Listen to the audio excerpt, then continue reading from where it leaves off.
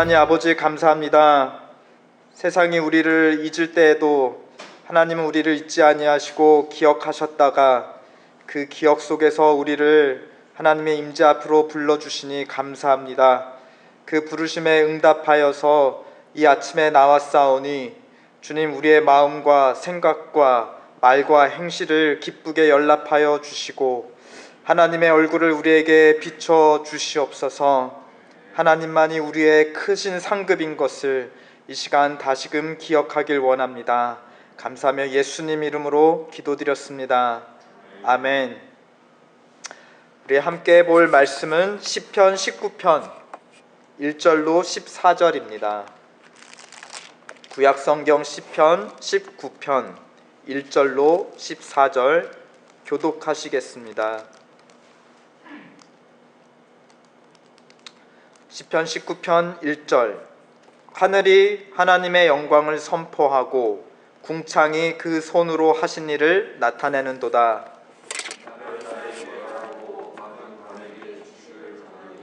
언어가 없고 들리는 소리도 없으나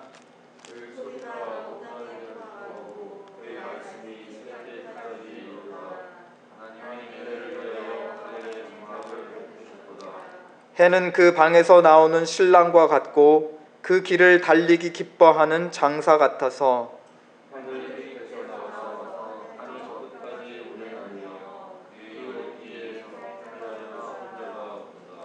여호와의 율법은 완전하여 영혼을 소생케 하고 여호와의 증거는 확실하여 우둔한 자로 지혜롭게 하며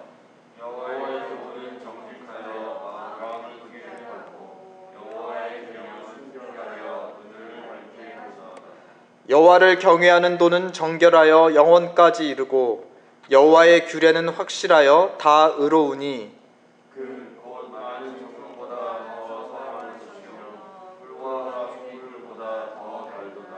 또 주의 종이 이로 경계를 받고 이를 지킴으로 상이 크니이다.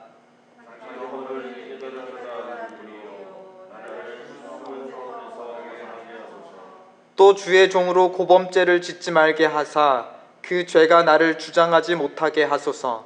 그리하시면 내가 정직하여 큰 죄과에서 벗어나겠나이다. 나의 반석이시오 나의 구속자이신 여호와여, 내 입의 말과 마음의 묵상이 주의 앞에 연락되기를 원하나이다. 아멘. 오늘 아침 말씀 아래, 말씀 뒤에, 그리고 말씀 안에라는 제목으로 시편 19편 말씀을 나누도록 하겠습니다. 오늘 본문 시편 19편 말씀은 3단체로 이루어져 있는데요. 일단은 1절에서 6절까지입니다. 하늘의 자연 법칙으로 기록된 하나님의 말씀에 대해서 노래하고 있습니다. 또 2단은 7절로 11절까지인데 성경에 문자로 기록된 하나님의 말씀에 대해서 노래하고 있습니다. 그리고 마지막 3단은 12절로 14절까지 우리 마음속에 새겨진 하나님의 말씀에 대해서 노래하고 있습니다. 즉 시편 19편의 주제는 하나님의 말씀입니다. 이 세상에 새겨진 말씀, 그리고 성경에 새겨진 말씀, 그리고 마지막으로 우리 마음에 새겨진 하나님의 말씀입니다. 그러면 처음으로 이 세상, 특히 하늘의 자연 법칙으로 기록된 하나님의 말씀에 대해서 무엇이라고 노래하고 있는지 살펴보겠습니다. 그 내용을 보니 1절, 2절, 이 세상에, 특히 하늘에 무슨 내용으로 하나님의 말씀이 새겨져 있는가? 하나님의 영광을 선포하고 있고요, 하나님이 행하신 행적을 선포하고 있다고 합니다. 그런데 그 언어가 참으로 특이한 것이 3절에 보면 소리가 없고 언어도 없는 말씀으로 기록이 되었다. 무언의 언어인 것이죠. 그래서 한국 사람이든 중국 사람이든 미국 사람이든 아프리카 사람이든지 누구든지 이 말씀을 이해할 수 있다. 만국 공용어이다. 그 만국 공용어로 선포하는 하나님의 말씀은 바로 하나님의 영광과 그 행하신 큰일이라는 것입니다. 특히 4절에서 6절은 특별히 이 세상 가운데 하나님이 창조하신 해, 낮의 태양을 통해서 하나님의 말씀을 우리에게 선포하고 있습니다. 우리 5절, 6절 한번 다 함께 읽어보시겠습니다. 시작. 해는 그 방에서 나오는 신랑과 같고 그 길을 달리기 기뻐하는 장사 같아서 하늘 이 끝에서 나와서 하늘 저 끝까지 운행하며 그의 온기에서 피할 자 없도다, 숨을 자 없도다. 우리가 태양의 빛과 온기에 숨기보다는 우리가 이제 추운 겨울을 지나고 따뜻한 봄이 와서 그 햇살 앞에 모두 다 기쁜 마음으로 나오듯이 모든 사람은 하나님의 말씀 앞에서 숨을 곳이 없다는 것을 우리에게 말해주고 있습니다. 그러니까 모든 사람은 창조주 하나님의 말씀 아래, 저 하늘 이쪽에서 저쪽까지 펼쳐져 있는 하늘의 하나님의 말씀, 또 특별히 태양처럼 이 끝에서 저 끝을 운행하며 모든 사람에게, 죄인이나 의인이나 부자나 가난한 자에게나 동일하게 비춰주시는 하나님의 그 말씀 아래 살고 있다. 그러므로 누구든지 내가 하나님의 말씀을 들은 적이 없다, 하나님이 누구이신지 나는 들어본 적이 없다라고 핑계할 수 없다라는 것입니다. 누구나 다 하나님의 시선 아래 있음을 말해주고 있습니다. 7절부터 시작되는 두 번째 하나님의 말씀, 성경의 문자로 기록된 하나님의 말씀은 우리에게 무엇을 교훈할까요? 그 기록된 내용은 7절로부터 9절에 기록되어 증거되어 있습니다. 성경에 어떤 하나님의 말씀이 기록되어 있나요? 그 내용은 무엇인가요? 7절 여호와의 율법이 기록되어 있고 그 후반절은 여호와의 증거가 기록되어 있다 하였습니다. 8절에는 여호와의 교훈과 계명이 기록되어 있다고 하고 9절에는 여호와 하나님을 경외하는 도와 규례들이 이 성경 말씀에 기록되어 있다고 합니다. 즉 하늘이 하나님의 영광과 행적을 선포하고 있다면 성경은 우리로 하여금 구체적으로 그 하나님을 어떻게 경외하고 그 하나님께 어떻게 바르게 영광을 돌릴 수 있는 그 법도에 대해서 우리에게 가르쳐 주고 있다는 것입니다. 흔히 이것을 자연계시 혹은 일반계시와 특별계시라고 하죠. 이 세상, 하나님이 지으신 세상, 하나님의 큰 책, 이 세상은 일반계시라고 하죠. 그렇지만 성경은 우리가 특별계시라고 합니다. 어떤 사람들은 하늘을 보며, 특히 고대인들은 그 하늘 어두운 밤에 빛나는 해와 달을 보며 그것을 마치 신인 양 잘못 경배하고 잘못 영광을 돌릴 수가 있습니다. 이것은 해와 달의 문제가 아니죠. 그렇죠? 일반 계시의 문제가 아니라 그것을 보며 잘못 해석하고 잘못 이해하고 하나님이 아닌 피조물에게 영광을 돌리는 우리 인간의 마음에 문제가 있다는 것입니다. 그래서 모든 사람에게는 특별 계시가 필요했던 것이죠. 그리고 하나님은 우리에게 성경이라고 하는 너희가 영광을 돌려야 될 대상이 누구인지에 대해서 구체적으로 알려주고 또 그 하나님 앞에 나아가기 위해서는 어떠한 법도와 절차를 따라야 하는지를 구체적으로 알려주는 특별 계시, 성경이 필요하다는 것입니다. 그래서 우리에게 주신 이 특별 계시로서 성경이 얼마나 완전하고 소중한가, 우리에게 바른 진리를 가르쳐 줄 뿐만이 아니라 우리로 하여금 그 진리를 사모하고 좋아하고 그것을 행할 수 있는 능력까지도 줄 정도로 이 성경에 기록된 하나님의 말씀은 완전하다. 그래서 7절을 보십시오. 우리의 영혼, 이 하나님의 말씀을 해석하는 우리 해석자된 우리의 영혼을 소성케 하고 또 우둔했던 우리를 어떻게 하냐? 또 지혜롭게도 해준다. 8절 우리의 마음을 하나님의 말씀을 향하여 또 하나님을 기쁘게 하는 마음도 주고, 하나님이 누구이신지 또 하나님의 법도가 무엇인지를 밝히 알 수 있도록 우리의 이해의 눈, 마음의 눈도 밝혀주실 수 있는 그러한 능력이 있을 정도로 우리에게 주신 성경에 기록된 하나님의 말씀은 완전하고 능력이 있다. 그래서 이것을 10절에는 정금과 꿀에 비교하고 있습니다. 10절 다 한번 읽어보실까요? 시작. 곧 많은 정금보다 더 사모할 것이며 꿀과 송이 꿀보다 더 달도다. 우리 어른들은 정금, 곧 돈의 뒤를 쫓죠. 그렇죠? 또 우리 아이들은 달달한 꿀, 캔디의 뒤를 쫓아갑니다. 그렇죠? 그것처럼 마치 이것과 같이 우리는 하나님의 성경 속에 기록된 하나님의 말씀을 사모하여 그 뒤를 쫓아가도록 부르심을 받았다라는 것입니다. 바로 말씀이, 이 성경 말씀이 앞에 있고 우리는 그 말씀 뒤를 쫓아가는 삶을 살고 있다는 것입니다. 마지막으로 우리가 성경을 통해, 특별 계시를 통해 하늘에 선포되어 있는 하나님의 일반 계시를 바르게 이해하게 될 때, 그리고 이 세상과 우리 인생을 통한 하나님의 이치를 바르게 이해할 수 있을 때, 그때 하나님은 우리에게 어떤 일을 행하시냐? 우리 마음판 자체에 당신의 말씀을 새겨 주십니다. 12절 13절인데요 우리가 하나님의 말씀을 통해서 눈이 밝아지고 그 밝은 눈으로 우리 주변에 하나님이 창조하신 세상과 우리 인생의 이치를 바로 깨달을 때 우리 마음속에 하나님의 말씀이 들어오고 그 말씀이 우리 마음판에 새겨진다.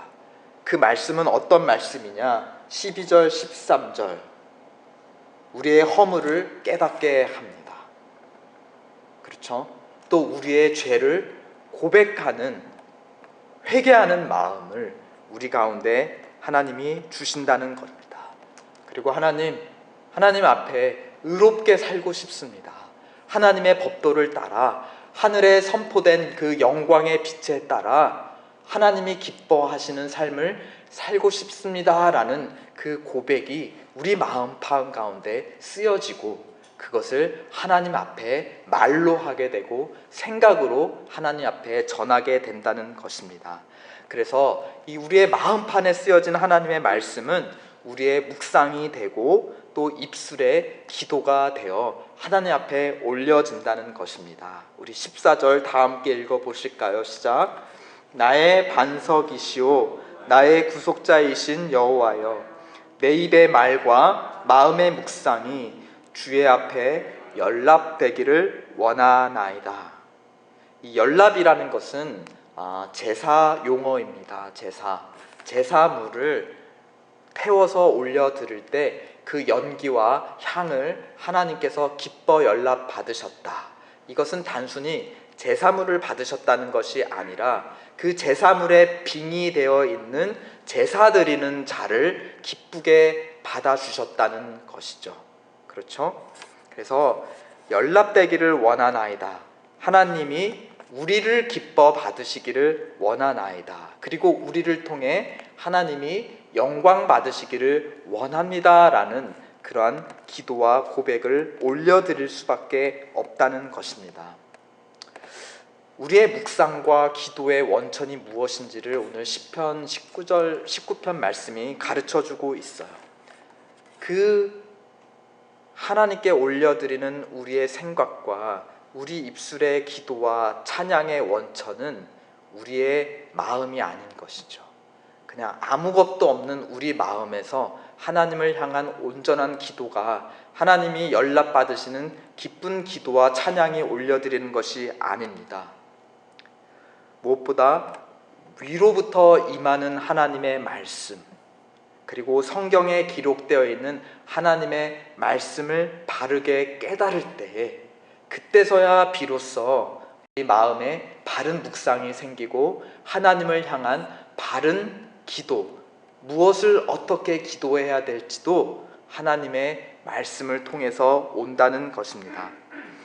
흔히 개혁교회는 너무 말씀에만 집착하고, 또 오순절 교회는 너무 방언 기도에만 이제 집착한다고들 하죠. 그래서 이 개혁교회와 오순절 교회는 굉장히 양극단에 있는 그런 교파이기도 합니다. 그런데 오늘 19편 말씀에 비추어 보면 사실은 개혁파 교회와 오순절 교회가 하나이다. 그래서 말씀과 기도는 하나이다. 그렇죠? 말씀을 받은 자가, 위로부터 받은 자가 그 말씀에 반응하여 온전한 해석과 이해와 깨달음을 가지고 하나님 앞에 그 마음의 소원을 다시 온전히 돌려드릴 수 있다. 우리가 말씀과 기도로 거룩하여진다 하였습니다. 말씀은 위로부터 임하는 말씀이고, 기도는 위로 향하는 말씀인 것입니다.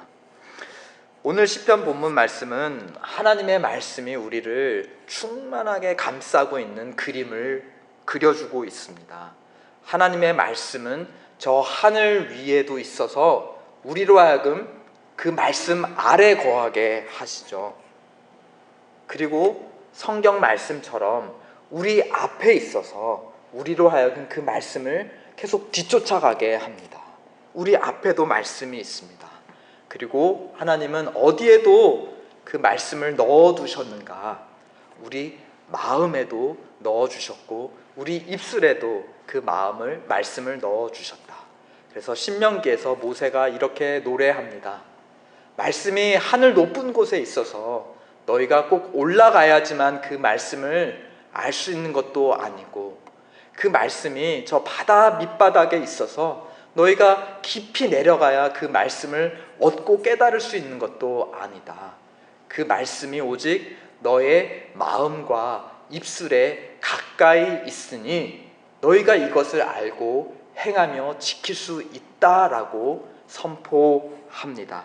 하나님의 말씀은 우리 위에도 있고 우리 앞에도 있으며 또한 우리 안에도 있다는 것입니다. 그러므로 우리는 성경만 볼 것이 아니라 눈을 들어 하나님의 또 다른 말씀인 이 창조 세계를 좀 바라볼 필요가 있습니다. 좀 우리가 성경만 아는 그리스도인이 아니라 세상의 이치에도 밝은 그리스도인이 될 필요가 있습니다.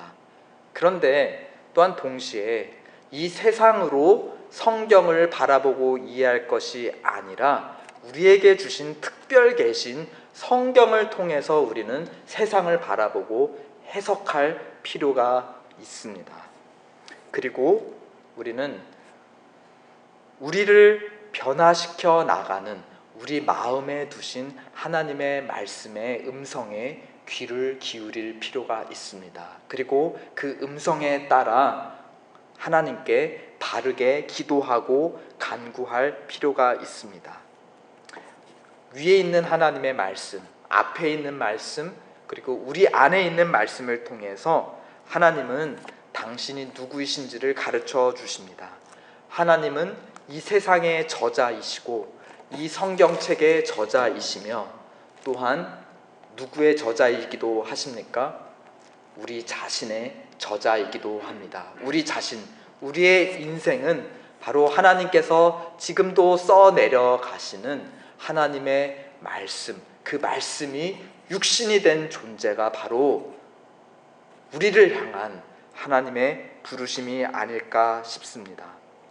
11절에 보면 그 말씀을 지키는 자에게는 상이 크다 하였습니다. 충만한 하나님의 말씀 아래, 그리고 그 뒤에, 그리고 그 안에 살아가는 자가 받을 큰 상은 무엇일까요? 그것은 다름 아닌 우리의 생각과 기도와 행실과 인생을 기쁘게 연락 받으시는 하나님 그 자신이 아닐까요? 의롭게 살아 움직이는 우리를 기뻐 연락 받으시는 그 하나님이야말로 말씀을 따라 지키고 행하는 자가 받을 가장 큰 상급이 아닐까 싶습니다. 그러므로 우리는 이 아침 시편 기자와 함께 이렇게 함께 기도합시다. 14절 다 함께 읽어봅시다. 시작.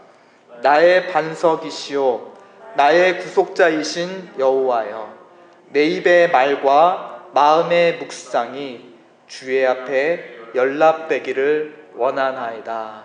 아멘.